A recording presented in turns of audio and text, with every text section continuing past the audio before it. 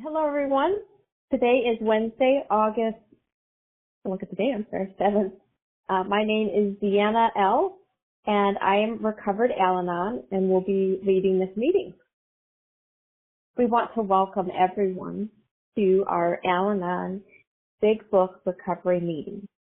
This is a step speaker meeting that meets every Wednesday night at 5:30 p.m. Pacific Standard Time, 8:30 p.m. Eastern Standard Time. We will study the 12 steps by using the precise instructions out of the Big Book of Alcoholics Anonymous as they relate to us as Al-Anon. Let's get our meeting started. This is the original AA preamble written by the AA Grapevine describing the fellowship in 1940. We study the preamble with an open mind and open heart to consider how it applies to Al-Anon. This helps us to stay focused on the message of recovery the pioneers intended while observing the traditions and actions. Through the actions taken based on the instructions of the basic text, we comprehend what the pioneers meant when they described the membership of AA, which is that they worked a program of recovery and they no longer drank. In our case, we no longer obsessed over the alcoholic. Through continuous action and study of these principles, the understanding of the value of the original preamble reveals itself. We ask for your humble consideration of our sincere admiration of the pioneers of Alcoholics Anonymous. The simple hope is that we of Al-Anon will grow into the same clarity and unity that birthed the original 12-step fellowship, because without them, after all, none of us would be here. The original AA preamble: we are gathered here because we are faced with the fact that we are powerless over alcohol and unable to do anything about it without the help of a power greater than ourselves. We feel that each person's religious views, if any, are his own affair. The simple purpose of the program of Alcoholics Anonymous is to show what may be done to enlist the aid of a power greater than ourselves, regardless of what our individual conception of that power may be. In order to form a habit of depending upon and referring all we do to that power, we must first apply ourselves to some diligence. By often repeating these acts, they become habitual, and the help rendered becomes natural. We have come to know that as alcoholics, we suffer from a serious disease for which medicine has no cure. Our condition may be the result of an allergy which makes us different from other people. It has never been permanently cured by any treatment with which we are familiar. The only relief we have to offer is absolute abstinence, the second meaning of AA. There are no dues or fees. The only requirement for membership is a desire to stop drinking. Each member squares his debt by helping others to recover. An Alcoholics Anonymous member is an alcoholic who, through the application of and adherence to the AA program, has forsworn the use of any and all alcoholic beverages in any form.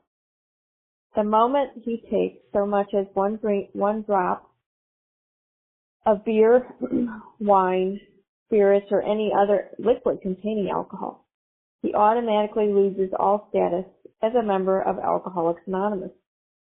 AA is not interested in sobering up drunks who are not sincere in their desire to stay sober for all time. Not being reformers, we offer our experience only to those who want it. We have a way out on which we can absolutely agree on, which we can join in harmonious action. And on which we can join in a harmonious action. Rarely have we seen a person fail who has thoroughly followed our program. Those who do not recover are people who will not or simply cannot give themselves to this simple program. Now, you may like our program or you may not, but the simple fact remains that it works, and we believe is our only chance to recover. There is a vast amount of fun included in the AA fellowship. Some people might be shocked at our seeming worldliness and levity, but just underneath there lies a deadly earnestness and a full realization that we must put first things first with each of us. The first thing is the solution to our alcoholic problem. To drink is to die. Faith must work 24 hours a day in and through us or we perish. In order to set our tone for this meeting, I ask that we bow our heads in a few moments of silent prayer and meditation, followed by the serenity prayer.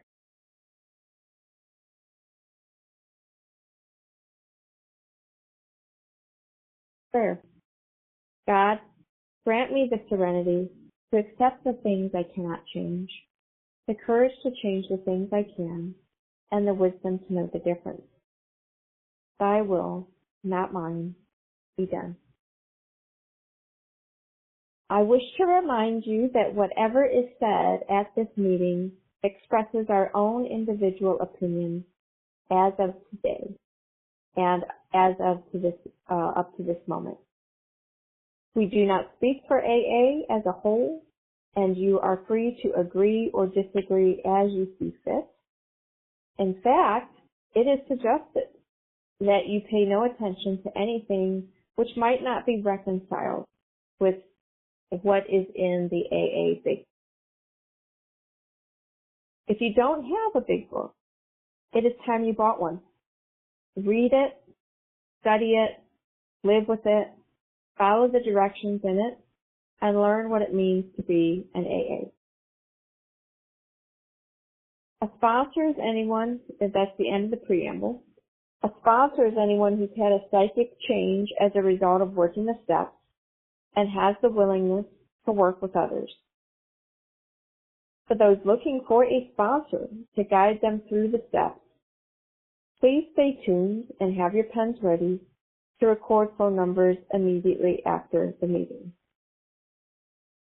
Each Al-Anon group ought to be a spiritual entity having but one primary purpose, that of carrying the message to the Al-Anon who still suffers.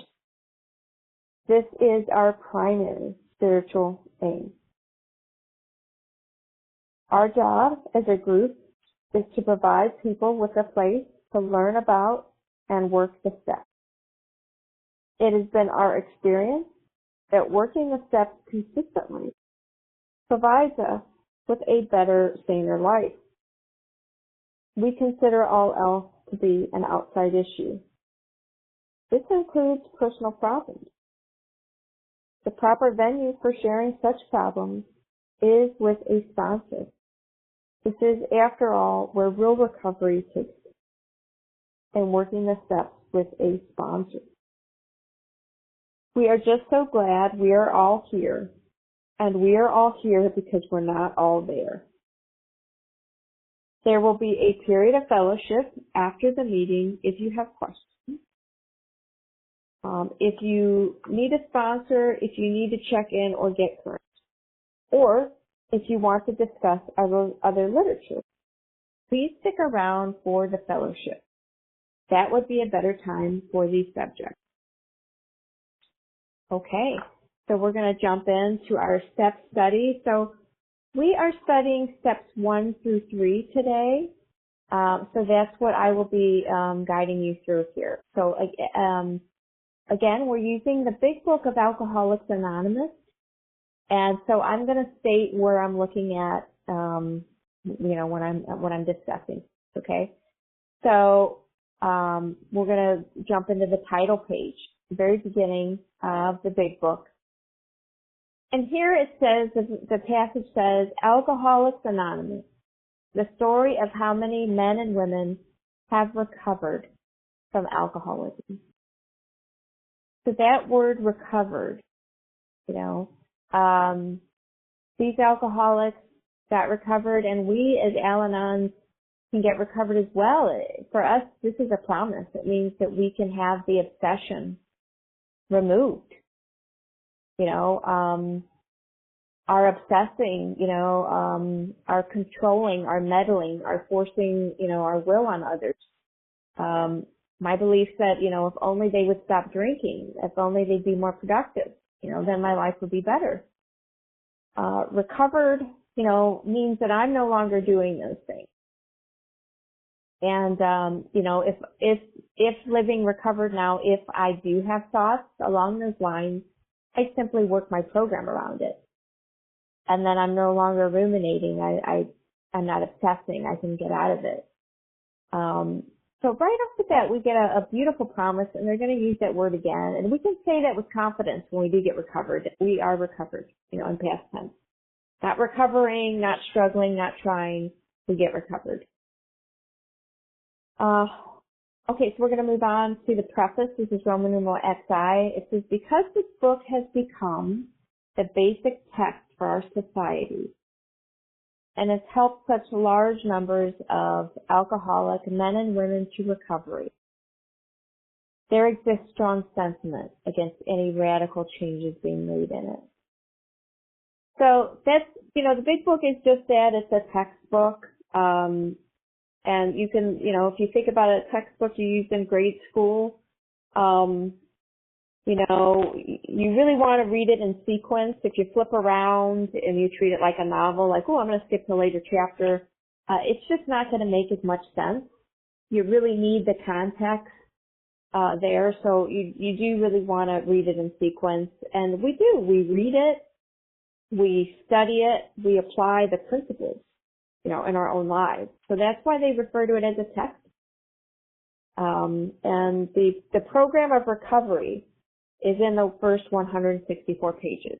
That's what we can use to get free from our Al-Anon, our Al-Anonism. You know, they go on to say there's strong sentiment against any radical changes being made in this textbook. And the reason for that is because it is what has worked. It has stood the test of time. You know, people like myself and other people that didn't have any other hope for getting well found recovery following these precise instructions. So if something is working, then we don't want to change it, okay? We want to follow it exact. So, you know, that's why there's that statement. We don't need to change anything there. Moving on to the foreword to the first edition, this is Roman numeral XIII. It says, we of Alcoholics Anonymous are more than 100 men and women who have recovered from a seemingly hopeless state of mind and body. To show other alcoholics precisely how we have recovered is the main purpose of this book. For them, we hope these pages will prove so convincing that no further authentication will be necessary. We think this account of our experiences will help everyone to better understand the alcoholic. Many do not comprehend that the alcoholic is a very sick person. And besides, we'll show that our way of living has its advantages for all. So, we're getting to know our authors here. Who are the authors? More than 100 men and women who did what? There's that word again. They recovered. What did they recover from? A seemingly hopeless state of mind and body. So when something seems hopeless, you know, it appears that way because everything that we're trying, everything we're throwing at this thing isn't working. I know for myself, I tried lots and lots of things to get myself straight, you know, in the head, if you will, or, you know, thinking clearly. To stop thinking about the alcoholic, or even just trying to control outcomes with people in general. Lots and lots of therapy, self-help, lots of tips and tricks, even just going to meetings. So, I tried all those things and they just didn't work for me. So it seemed like a dead end. It seemed like there was nothing there for me. Now it says seemingly hopeless instead of just hopeless because we're on this call for a reason. There's a solution. There's a way out of this thing, thankfully. So that's why it's a seemingly hopeless state of mind and body. I'm going to back up a little bit and just, reiterate that, we want to study this program of action, as I mentioned, which is in the first 164 pages. We want to study it because we need to gain understanding. As chronic Al-Anons, we need to gain understanding of alcoholism. And then secondly, we need to understand our problem. Okay?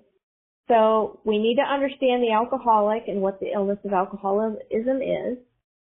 Some of us came in here thinking, it's just a moral issue.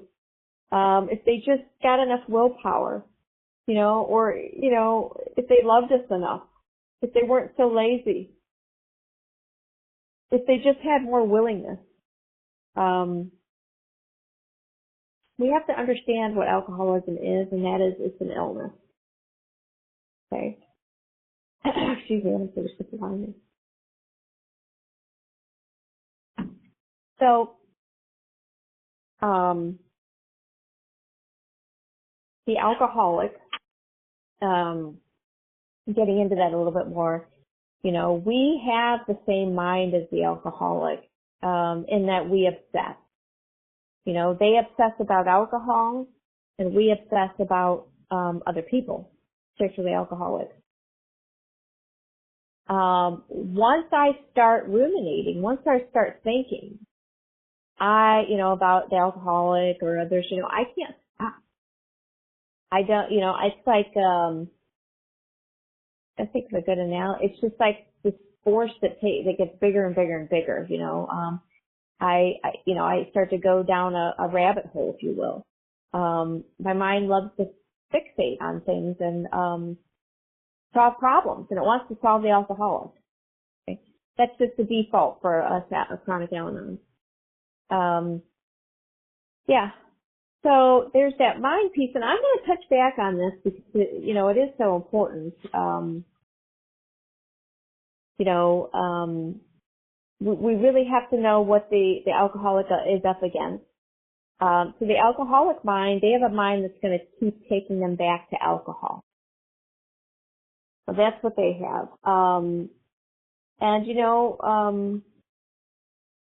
And then the body component, we don't have the same body as the alcoholic. I'm not an alcoholic. When I drink alcohol, sometimes I like the effects and sometimes I don't, but I don't want to keep going with it.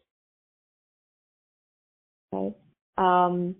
That's not to say that as chronic Al-Anons we don't experience some physical problems as a result of our illness, because let's face it, some of us can really get ourselves in a tizzy. You might get stress blisters. You might, have a stress ulcer. You might get, various stress-related things going on in our body. And some of us don't take care of ourselves very well, or didn't know how to while we were in our illness.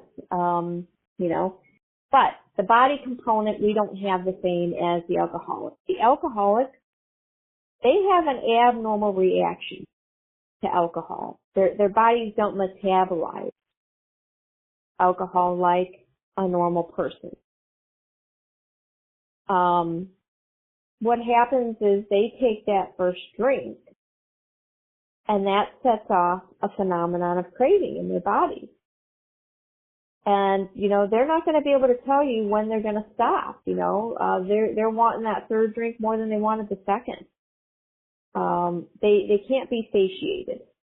Okay. And, like I said, when a lot of us come in here, a lot of us had thought, that alcoholics, just, why can't you drink like so-and-so? Maybe somebody else that's a heavy drinker that they're able to moderate. The fact is that if somebody's an alcoholic, they're sick, they have a true illness, and it's not a matter of willpower. That's just not even a factor there. All the alcoholic can think about is the ease and comfort that's going to come from the first drink. Okay, they're not thinking about the consequences of their drinking. It doesn't mean they're a bad person because of that. It means they blank out. Okay, they have a mind that's unreliable. Okay, so the alcoholic is up against a mind that's going to keep taking them back to alcohol, and a body that once they take a drink, they're going to lose control. And we can't make them want to change. We can't, as Al-Anons, provide their rock bottom. We want to try, but it doesn't work. Okay? So they obsess about alcohol and what it's going to do for them and how to get it. Their mind just keeps taking them back over and over to the first drink. The chronic Al-Anon, my mind keeps taking me back to obsessing about the alcoholic and others. And I'm powerless over trying to control the alcoholic. You know, how to control them and their drinking. But my mind, I don't know why this analogy just sticks out for me, but when I remember going to the doctor and they would do that little test, your reflexes, and, bump that little rubber thing at your knee, and then your knee kind of jerks out, whatever. Well, chronic Al-Anons have these kind of natural defaults, if you will, or reflexes, if you will, where we think and worry, about the alcoholic. It's the what if, well, what if they're drinking and driving? What if, if only they would stop drinking? Oh, then life could be this way. We're counting their drinks or seeing how much is left from what they drank last time. The bottle. We might be checking their phone or even bank statements, where they're spending their money, where they're going. Some people follow them in the, in the car or pass by bars or stuff. We might lie to get them out of trouble, with the law, or bail them out of jail, we obsess about the consequences of their drinks. And how it's going to impact us. Oh, if they lose their job, or then we're going to lose money, this, that, and the other. We try to manage, maybe we won't buy this because, they'll be tempted if it's in the house. My mind did that. I remember, even around non-alcoholics, like with my husband, I would, out of the corner of my eye, I would see like a wine bottle come out of the fridge, and I'm thinking to myself, I wasn't sure it was a wine bottle. Let's put it this way. This is how sick the mind of a chronic Al-Anon is. I would see him take something out of the fridge to drink, and I would think, that better be water. Like, that's my mind thing. It better be water. Like, who am I? Like, some authority. But that's just what would happen. And I'd look, and it could be water, it could be wine. And I found that I could not stop myself from making comments if it was wine. Oh, wow, you're quite the wino now, trying to make it a joke. You're quite the wino, or, gee, you drank, so many glasses before, and then trying to like spin it on how it's not good, for your health, and, it's all manipulation and control, because I'm bothered by it. Even with our family members, I remember my dad opening up his fridge, and he is an alcoholic, who had stopped drinking for a while, for quite a long time. And I thought I saw that, and so I opened it up again, and I was like, well, what's that? And again, this isn't my refrigerator, even though he's my dad. That's not my house. But I thought I had the right to open it up again and look and see what it was. Because I'm some sort of authority here. Figured. That's just where my mind goes. Yeah. So, the mind component of the illness and the obsessing, I am just like the alcoholic in this way. So the chronic Al-Anons are very similar in the mind, as to the alcoholic. We have a similar mind to them. So it's not such a far stretch when we think, they're a sick person. Well, we are sick too. Here's the thing, though: the way that we help alcoholics is harmful to them. it's actually harmful. It gets in the way of them experiencing the consequences that they need to experience so that they can then come to the next, stage in their journey. We can get in the way between them and God, and harm them. So that was a real eye opener for me and a shocker, actually. I harm them because essentially I'm playing God. I'm trying to work out all these outcomes and control. And, I don't have that kind of, I am not the all-knowing greatest being out there, but that's just what I think I am. That's part of this illness here. So understanding that the alcoholic is a very sick person, and we as chronic Al-Anons are very sick as well. So what is step one? Step one is we admitted we were powerless over alcohol and that our lives had become unmanageable. Okay? So we as chronic Al-Anons, we are powerless over alcohol because we obsess about an alcoholic who is what? Powerless over alcohol. So that's how we are powerless over alcohol. And as I mentioned before, we're powerless over obsessing about the alcoholic, and the consequences of, their behavior. So frothy emotional appeal, they talk about that in the big book. It says frothy emotional appeal seldom suffices. The message which can interest and hold these alcoholic people must have depth and weight.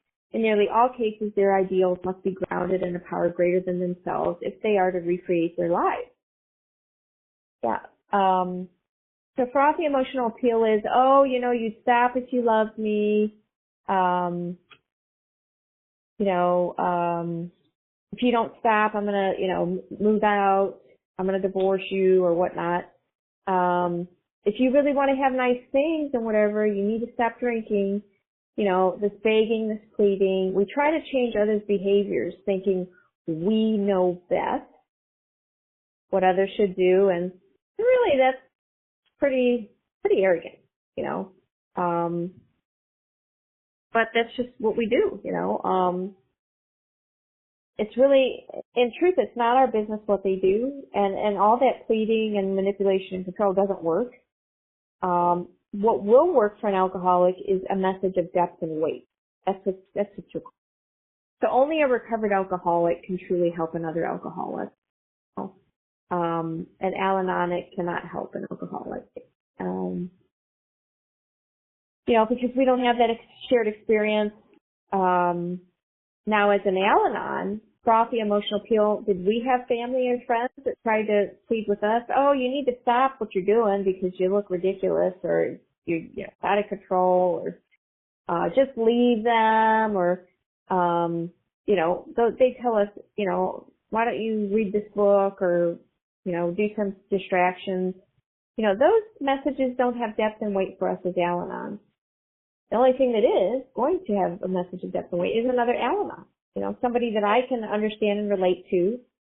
To hear somebody else say, yeah, I obsessed about how an alcoholic lived their life and the consequences of their drinking and the harms that came from it. And I was crazy in my head around another person and worried. That's going to have depth and weight. So, as Al-Anons, we're very convinced that we have to do this or we have to help them. And it makes the people around us miserable.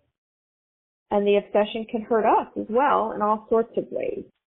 But we can't see that the things we are doing aren't working. Whether it's the couples therapy or the only going to meetings or the, self-help and self-care, those are great things and they work for people if they're not chronic. The chronic type. Okay. So I'm going to go on here. It says, now I'm in the doctor's opinion, and I apologize. I think I have to mention the page. So I'm in the doctor's opinion. This is Roman numeral XXVIII, or Roman numeral 28. It says men and women drink essentially because they like the effects produced by alcohol. The sensation is so elusive that while they admit it is injurious, they cannot after a time differentiate the truth from the false. To them, their alcoholic life seems the only normal one. They are restless, irritable, and discontented unless they can again experience the sense of ease and comfort which comes at once by taking a few drinks. Drinks which they see others taking with impunity. After they have succumbed to the desire again, as many do, and a phenomenon of craving develops, they pass through the well-known stages of a spree, emerging remorseful, with a firm resolution not to drink again. This is repeated over and over, and unless this person can experience an entire psychic change, there is very little hope of his recovery. So, ease and comfort. So what they're saying is that the alcoholic gets ease and comfort. The alcoholic likes the effect produced by alcohol. When they drink alcohol, lots of things happen. They feel like, they can handle life and, like they have some control over what they're doing. That's what comes up for them.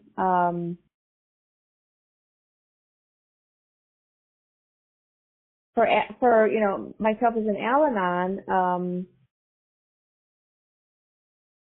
so if I were to reread that and say, men and women think essentially. So us Al-Anon think essentially because we like the effects produced by thinking, okay, or taking a few obsessive thoughts. Now you might be saying, whoa, wait a minute. Hey, I'm here because I don't. This obsessive is driving me crazy. It's making my life miserable.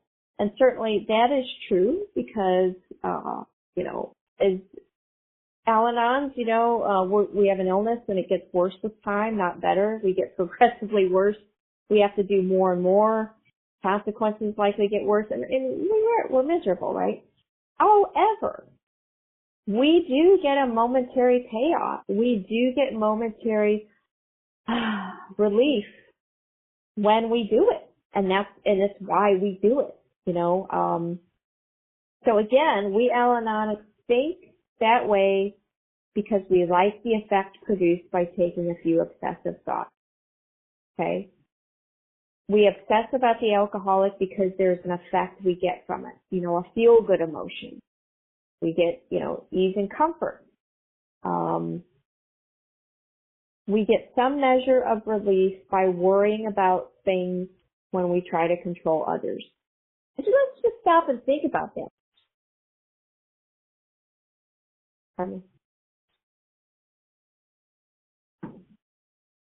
When we obsess about others, particularly the alcoholic, we get to feel superior or self-righteous in a way.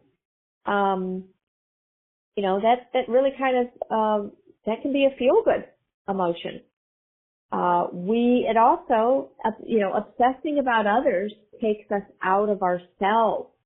We don't have to think about ourselves and how we, need to do X, Y, Z, and our life is, there's things we need to be doing, let's put it that way, in our own lives, right? But, hey, we get to distract ourselves by focusing on the alcoholic. And doesn't that feel good? To not have to focus on our own selves and our own stuff. So we like it. We do get a momentary payoff of it. Our mind it treats, the alcoholic like they're, a riddle or a puzzle to fit, something we need to fix. And so as a chronic Al-Anon, I don't have a choice over whether I'm going to obsess about an alcoholic. And, in my history, I caught myself saying a lot, I think I know best, and I need to not do that. And I remember telling someone that, I got to stop thinking I know best. But you know what? If we're truly sick, we can't stop ourselves. It doesn't matter that we know better. Logic is not going to save the day. Our brains are broken when it comes to obsessing about the alcoholic, and even for a lot of us, for other people. We obsess about them. When we're doing that, when we're obsessing about the alcoholic, we're not present for others. Our family gets left aside. In some cases, people just drop everything and, go focus on the alcoholic. Our jobs, we're not present in our jobs. We're distracted. And, we may try and rescue the alcoholic, In doing so, we might put ourselves in harm's way, you know, getting in the car with an alcoholic because we think we're helping them.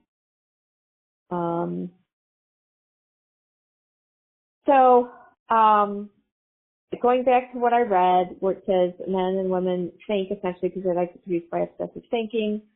Let's see. It says, we cannot after a time differentiate the truth from the false. Okay. Our minds aren't reliable. Our mind is going to tell us whatever we need to hear to make it okay to say that thing, that give that unsolicited advice to the alcoholic to go do that thing that's controlling, managing, fixing, or to just take an obsessive thought. It says they are restless, irritable, and discontent unless they can again experience the sense of ease and comfort which comes by taking a few, in our case, obsessive thoughts.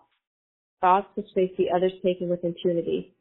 Our problem is, it's spiritual in nature. We have a restless, irritable, and discontented, spiritual illness. And the way we get some relief and some comfort is by focusing on the alcoholic, obsessing about them, trying to control them.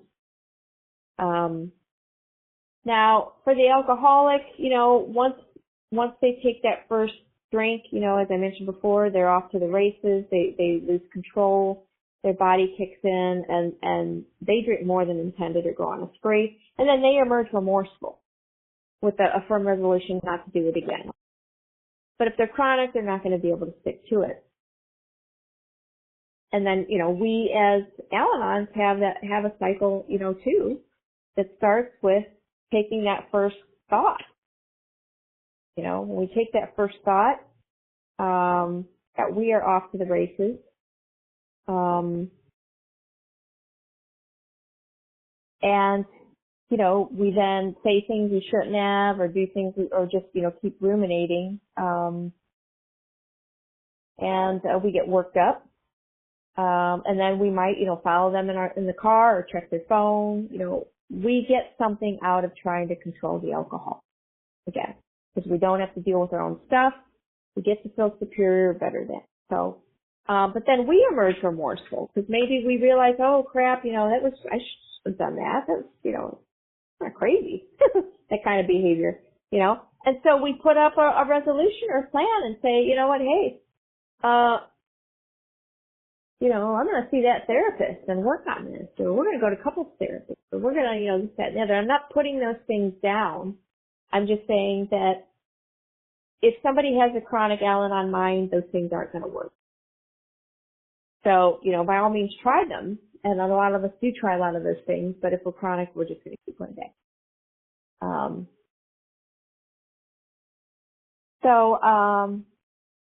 Moving on here, it says, once a psychic change, let's see, I'm going to reread those last two lines. So I'm still in the doctor's opinion, but I'm on that sentence, men and women drink essentially. Towards the end, it says, we're going to keep on this cycle.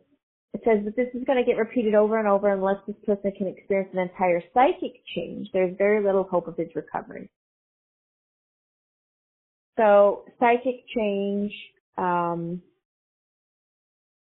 another way to think of psychic change is a change in thinking, a different attitude toward people, life, and situations. Again, I tried to change myself. That was my main project throughout life. It was changing myself, but then it became changing other people too. Through lots and lots and lots of therapy and self-help and all kinds of hypnosis or, just all kinds of stuff. Hypnosis, but all kinds of measures. And as I mentioned, sometimes I could logically see what I was doing wasn't working, but then I would forget. I'd blank out on the consequences. And I go back to thinking I know best. Somehow I would become a victim in the story and think that others wronged me. So the only way to get a lasting attitude change is to work the 12 steps. So what all this was showing me, all this craziness around the alcoholic and the alcoholics in my life because, I had a lot of arrogance. I thought, oh, a person in my life who has kids, like 4 kids that I adore. For some reason, I thought that me being in their life, that I needed to be in their life more often because they had an alcoholic father. And, they're just not going to turn out right, and I would be a good influence. I mean, that's the arrogance that goes along with this. Granted, I don't have any children. I didn't birth any. I'm a step parent. Which still counts, but I'm just saying, here I am thinking, somehow I'm the fairy godmother here that's gonna, make it so these kids have a better upbringing,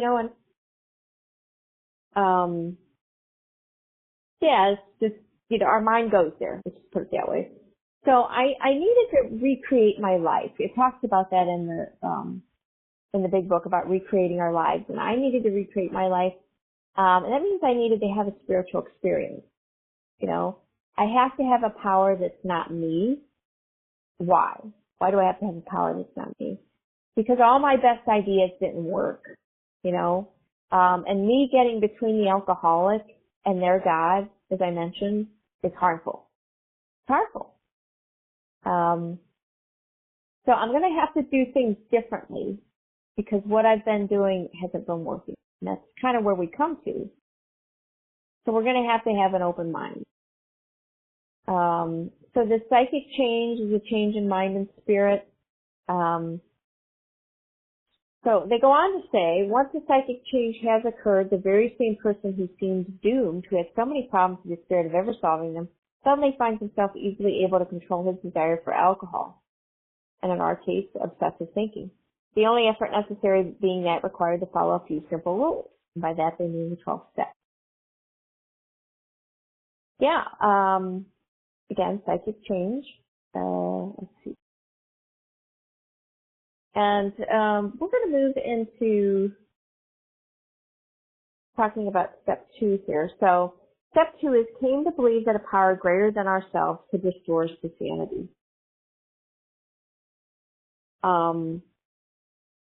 Some people kind of get hung up on that. Step 2, I'm going to read this. Page 25, it says, if you're seriously alcoholic as we were, we believe there's no middle of the road. We were in a position where life was becoming impossible.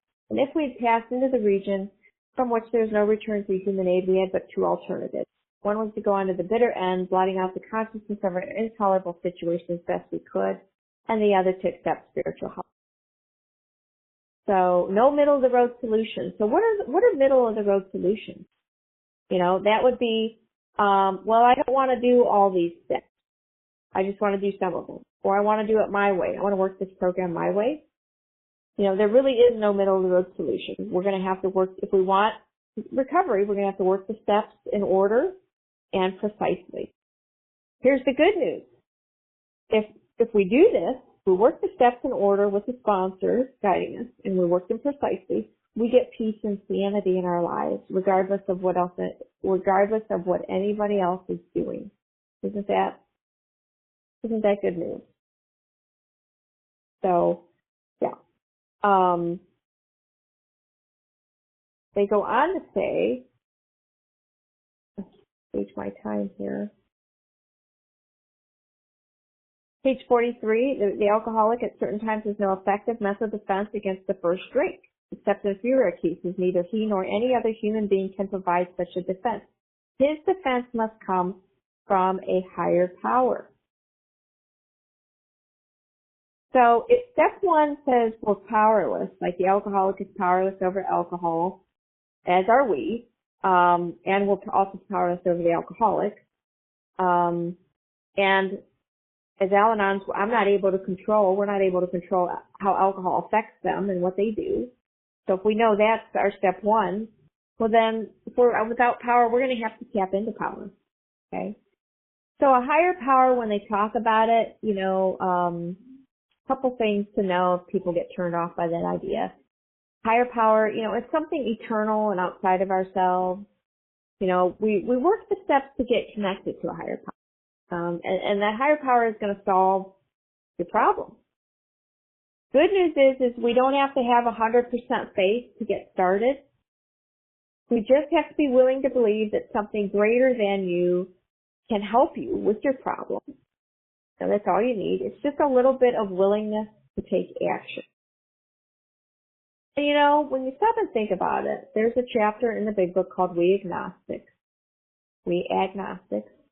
And, you know, if we're honest, most of us came in here agnostic. We weren't allowing God to work in our lives, and we didn't know how to do that. So, it isn't a far stretch, you know, because we may have people coming in saying, hey man, I go to church, or I do, you know, other thing. And again, this program is spiritual, it's not religious.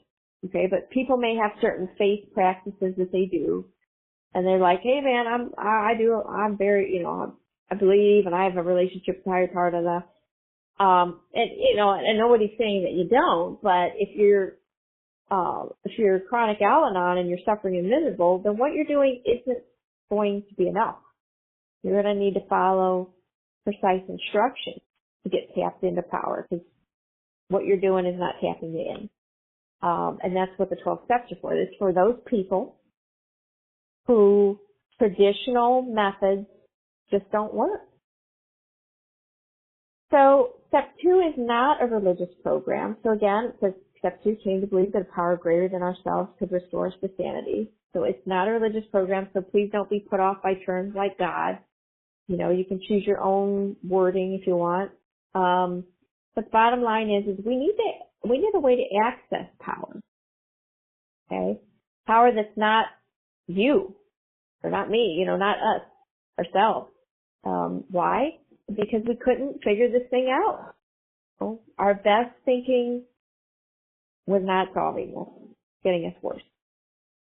And the other thing is we can obsess, and I kind of alluded to this earlier, we can obsess about others that are not alcoholic. I know that's the case for me. I obsess about non-alcoholics as well. I think I know best. We can obsess about politics or social issues or other stuff, you know. Our mind likes to fixate on things, figure them out, have a project to work on, I guess. So we can't trust our mind. It's unreliable. Our minds, as I mentioned earlier, just keep taking us back. So we're going to have to rely on a power greater than ourselves. And again, step 2 is not about God. It's about willingness. Step 2 is not about God. It's about willingness. You know, if somebody is getting really put off or turned off by any talk of God or higher power, you know, talk to recovered people and get more information. Because again, this is a spiritual program. It's not religious. And what we find is that if we get beaten down enough in our step 1, the trying to manage this thing, we get beaten down. Oh, that didn't work. You know, if we get beaten down enough in step 1, we become more open-minded and willing to accept things that maybe we wouldn't have been open to before. Good news with step 2 is we don't have to figure anything out. We don't have to have, like I said, full-on belief in a power greater than ourselves. We don't have to have a fully defined or well-defined at all conception of a power greater than ourselves. All you need is if you believe that this program works for another person and you believe there's a power greater than you out there somewhere, you can start there. You know, what happens is your conception of that power grows with time as you work the steps. Your relationship with that power will grow with time. But we have to make a beginning, right? You got to start somewhere. And the cool thing about this program, and the reason why it's so accessible and so inclusive, is because we get to choose our own conception of a power greater than ourselves. Each one of us, we get to choose our own conception, personal to the individual.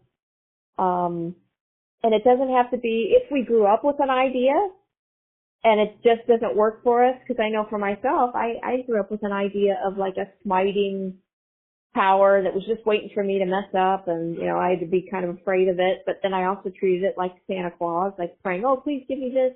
You know, it just didn't work for me. But I didn't like, boom, have a conception of what would work for me overnight. I started simply, oh, well, I have hope what works for another one person will work for me. That's all I did. day by day, and then that concept grows. It tells us in the big book we're going to have to be convinced that none of that other stuff I've mentioned before, is going to work for us to solve our chronic Al-Anon. So none of that, just going to meetings or, working the steps our own way or therapy or self-help, none of that's going to work. And we try, and we learn that by trying what we think will work. All right, so we're going to move on to step 3 here. Step 3 is made a decision to turn our will and our lives over to the care of God as we understand Him. And some conditions have to be met before we take step 3. And that is, we need to know that we're screwed. In step 1, we learn that. We learn, hey man, my best thinking isn't getting me anywhere. It's getting me sicker and worse. So we need to know we're screwed and willing to seek higher power in step 2. So step 3, I know when I got to step 3, my sponsor said, hey DeAna, how well is your life working out for you with you managing and controlling things? How's that going? And, for me, the answer was clear. It was like, well, it's not working. And as smart as I think I am, and, I may have other areas in my life that I feel like I'm successful in, I can't figure this riddle out. And it was humbling, to realize that. So that's kind of where we have to get to step 3. And step 3 is basically a decision. It's an agreement with God, really, or higher power if you prefer. It's an agreement with God, basically, to turn everything over. My thoughts, my life, the way I live my life, actions. Turning it all over because what I'm doing isn't working. So step 3 is an agreement to do all that. Step 3 is an agreement to work the rest of the steps and to follow my sponsor's directions. Those all go into step 3. And it's also an agreement when we take step 3 that I'm going to help other family members of alcoholics. Because when we get free from this thing, it's not as if we get all this free time to just do with what we want. We're going to have to use that time to do God's work and help others. We get freedom, but we're going to have to give away what we've been so freely given by our sponsor, giving us their time. And it's a pleasure to do. But that's just how this program works. And it really is a program that has to be experienced. It's a program of action. It's real easy for us Al-Anons that live in our head to have analysis paralysis. We just want to think, let me read the book some more. Let me think this through. Well, you know what? That's just control and fear. It's not going to get us anywhere. I know I was there myself. I think I thought through osmosis something was going to happen, and it's not. You got to take it. So, to recap, we obsess over other alcoholics to deal with our own selfishness. We have a spiritual illness, and selfishness is the root of that. Doesn't mean we're bad people.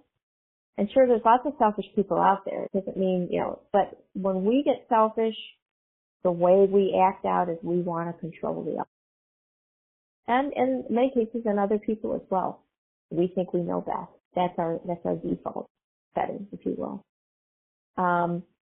When we focus on working the steps, however, the problem gets worked out. It gets removed. When we walk with God on this journey, in this program, we can go anywhere and do anything. We don't have to avoid the alcoholic. Before this program, I probably would have cut my father out of it, who had picked up drinking again and done some things I wasn't real happy with. But because of this program and God working on me day in and day out, I can have a relationship with him, and I don't worry about what's going on, and I actually have love and tolerance for him. I didn't do that. A higher power did that.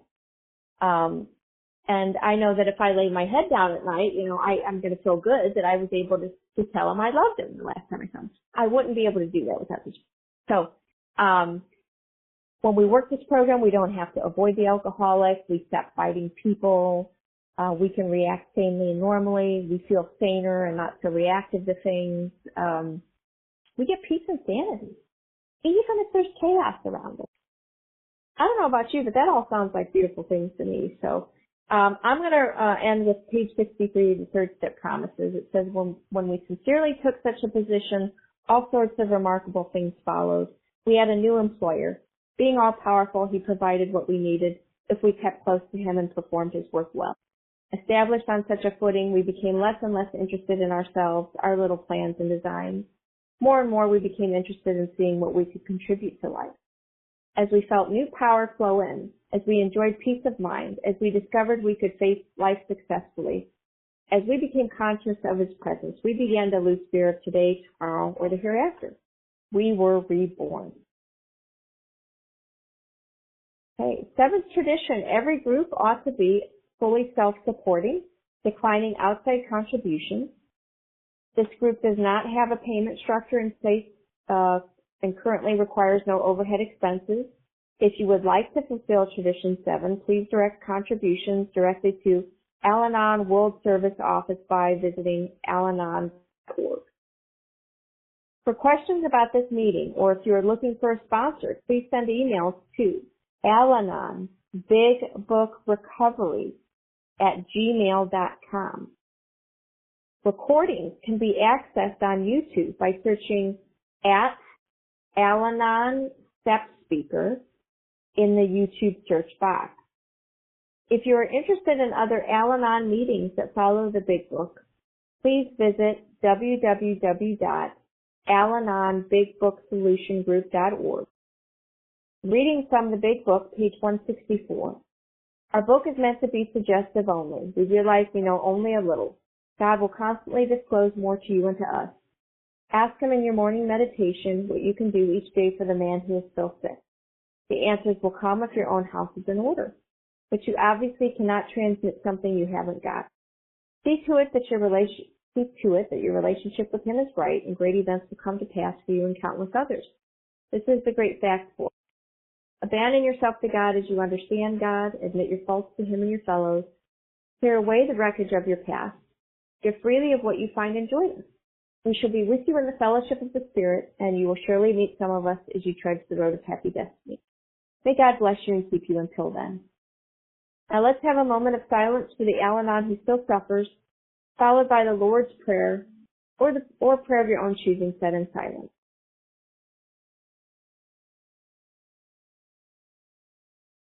Prayer. Our Father, who art in heaven, hallowed be thy name. Thy kingdom come, thy will be done, on earth as it is in heaven. Give us this day our daily bread, and forgive us our trespasses, as we forgive those who trespass against us. And lead us not into temptation, but deliver us from evil. For thine is the kingdom, the power, and the glory, forever and ever. Amen.